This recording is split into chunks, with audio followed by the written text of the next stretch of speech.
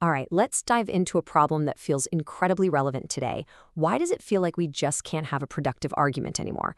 In this explainer, we're going to break down a fascinating and honestly a pretty disturbing analysis of how the very tools of logic and reason can be twisted and turned against themselves. Let's get right into it.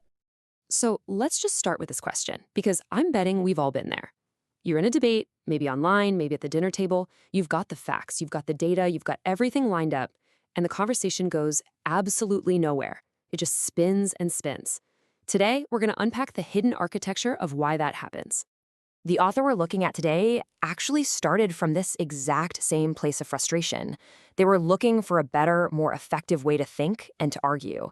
And that search began with a really powerful idea they call real pragmatism. Now, it's super tempting to hear this and think, oh, that's just common sense. But it's not. Not at all. Real pragmatism is a much tougher, more rigorous filter. It asks this really deep question. Does this idea, this policy, whatever it is, does it actually work in the messy, complicated, real world for real, actual people? It's not a mental shortcut. It's the ultimate reality check. And here's why that distinction is so important. As the author points out, what we often call common sense is really just our own unexamined biases dressed up to look smart. I mean, common sense is what gave us absolutely horrific ideas like eugenics or bloodletting. They all seemed right at the time. Real pragmatism says, no, we have to test our assumptions, not just accept them because they feel right. Okay, so if lazy common sense is a trap, what's the right way to do it? Well, the author lays out this beautiful, ideal framework for having rational conversations. It's all built on 3 core intellectual virtues. And in a perfect world, these 3 things should be all we need for a good faith argument. First up, intellectual humility. And no, this isn't about being meek or always saying, I'm not sure. It's about precision.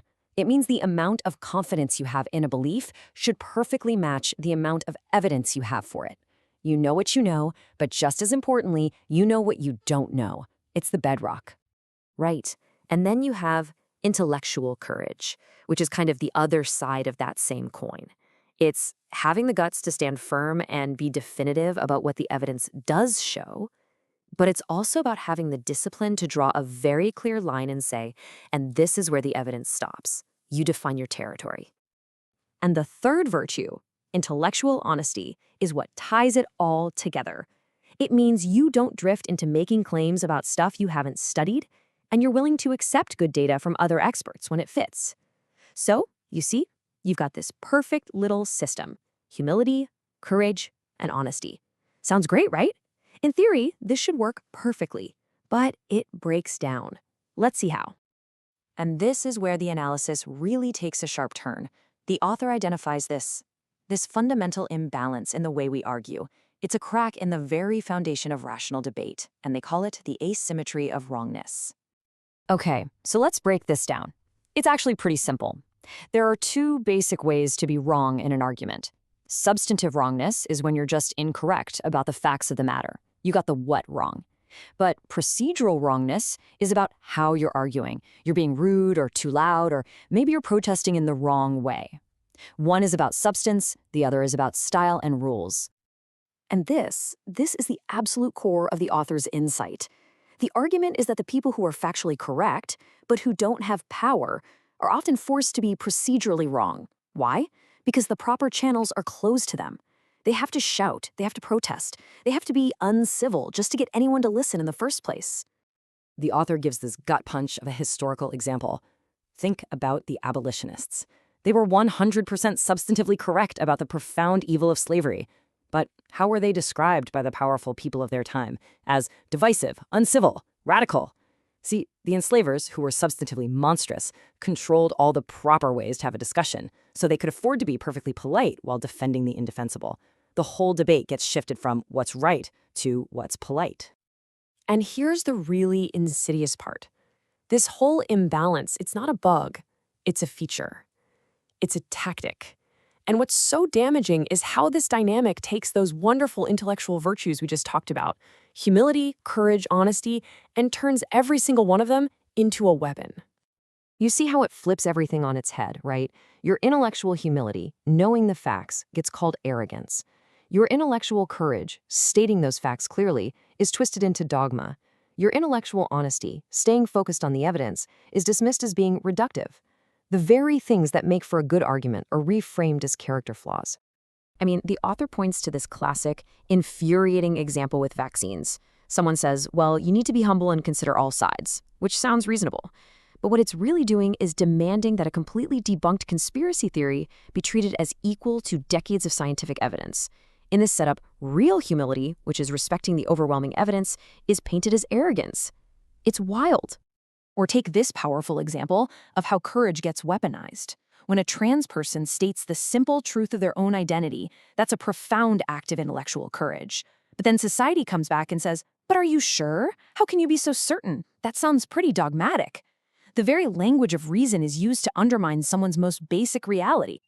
So, if the very tools we use to find truth can be turned into weapons to shut it down, where does that leave us? Well, it leads us to the author's most chilling discovery, the complete and utter collapse of the rational process itself. Okay, so in a perfect world, arguments are supposed to build on each other, right?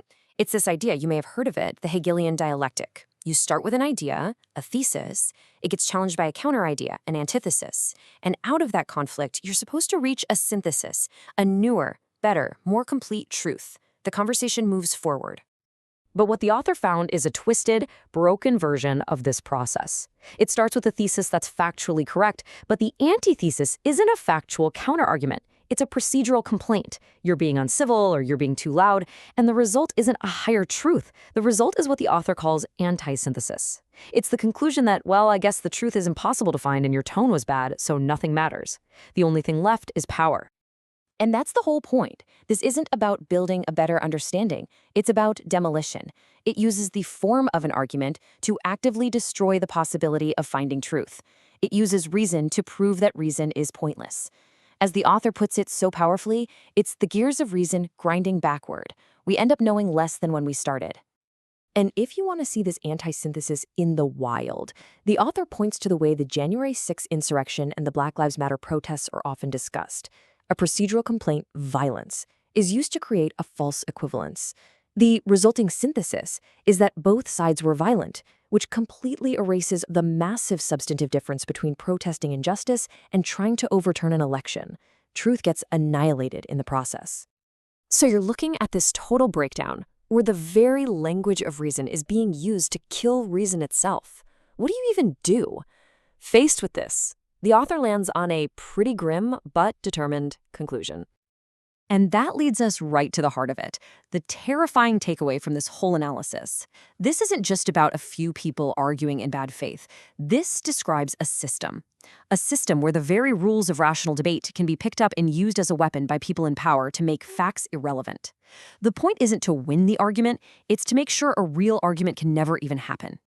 And so we're left with the same unsettling question the author leaves us with. When the process for seeking truth has been so thoroughly corrupted from the inside out, what's next? Where can the conversation possibly go when the very tools for having it have been broken and turned into weapons? There's no easy answer. There's just the duty to see it and to document it. Thanks for watching.